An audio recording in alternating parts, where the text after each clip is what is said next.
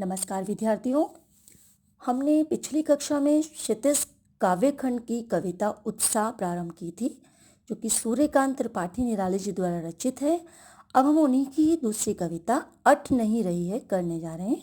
तो चलिए पहले मैं आपको कविता का थोड़ा परिचय दे दूं कि कविता जो है अट नहीं रही है वो सूर्यकांत त्रिपाठी जी द्वारा रचित है और छायावादी दौर की कविता है। और इस कविता में प्रकृति का जो सौंदर्य है उसका चित्रण बहुत ही प्रभावी रूप से देखने को मिलता है।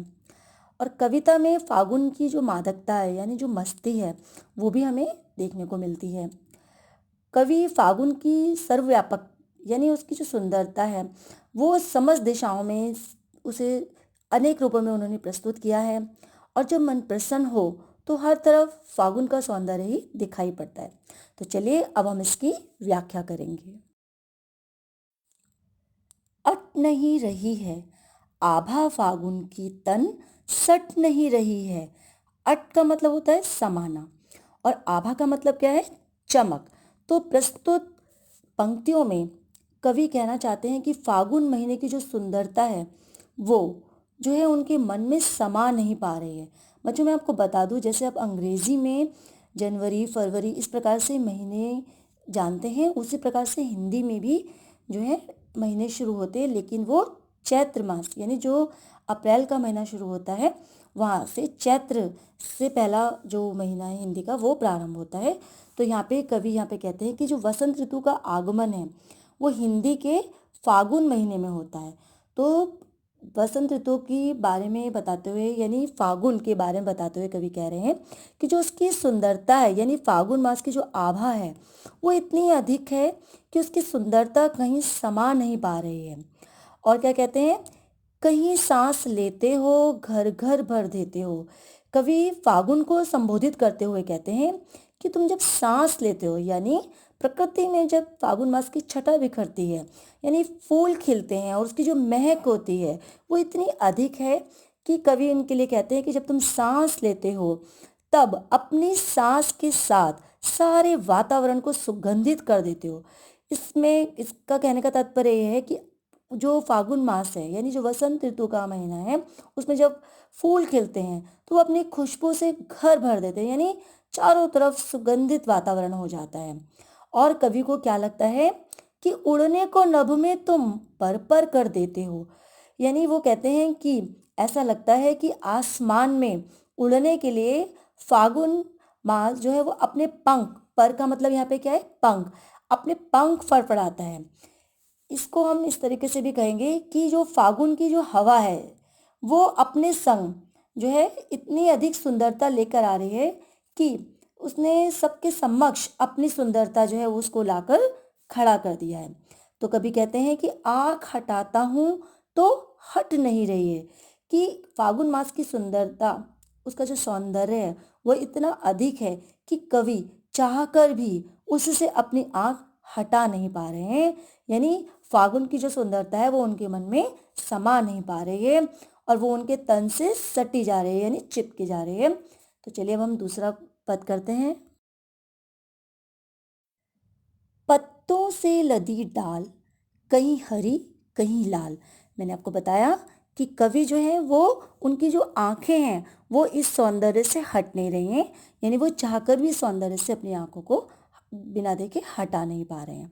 अब वो कहते हैं कि पत्तों से लदी डाल, लदी का मतलब होता है जैसे कि पूरी डाल जो है वो पत्तों से भरी हुई है।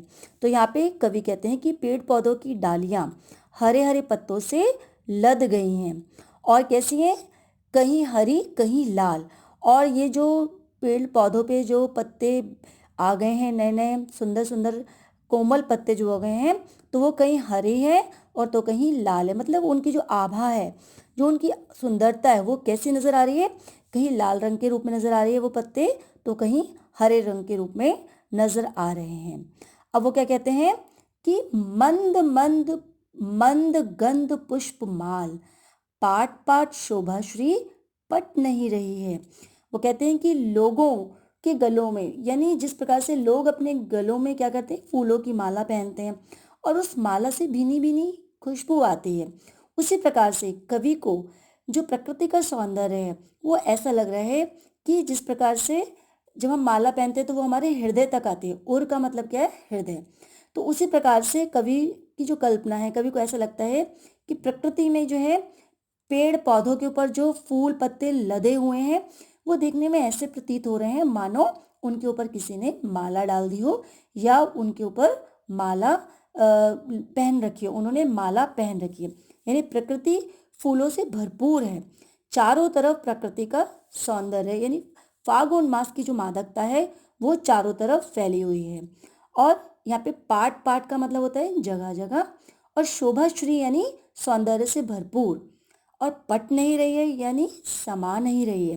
तो यहाँ पे कवि फिर यहाँ पे कहना चाहते हैं कि पाट पाट शोभाश्री, यानी प्रकृति की जो शोभा है, प्रकृति का जो सुंदरता है वो इतनी अधिक है कि फागुन की ये जो शोभा है वो जगह जगह दिखाई दे रही है लेकिन समा नहीं रही है।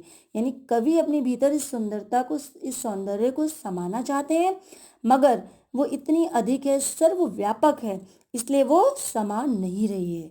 अब मैं आपको बता दूं काव्य सौंदर्य की दृष्टि से कि जो इसकी भाषा है वो भावानुकूल है और इसमें प्रकृति का सौंदर्य आपको देखने को मिला। साथ ही साथ यहाँ पे हमें जो कवि पर छायावादी प्रभाव भी देखने को मिल रहा है और उन्होंने जो अलंकार बताए हैं इसमें, जैसे कि नहीं रही घर भर। अब आप ही अभी आपको मैंने बताया था कि वर्णों की आवृत्ति के कारण अनुप्रास अलंकार होता है। अब आपने देखा कि यहाँ पे नहीं रही घर भर सभी शब्दों के अंत में किसी में ह वर्ण की आवृत्ति हो रही है और कहीं रहा।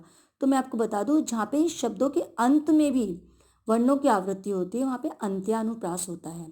उसी प्रकार से घर घर, पर, पाट पाट, इन शब्दों में भी पुनरुक्ति प्रकाश अलंकार है। और अभी मैंने आपको बताया कि यहाँ पे फागुन का मानवीकरण किया गया है।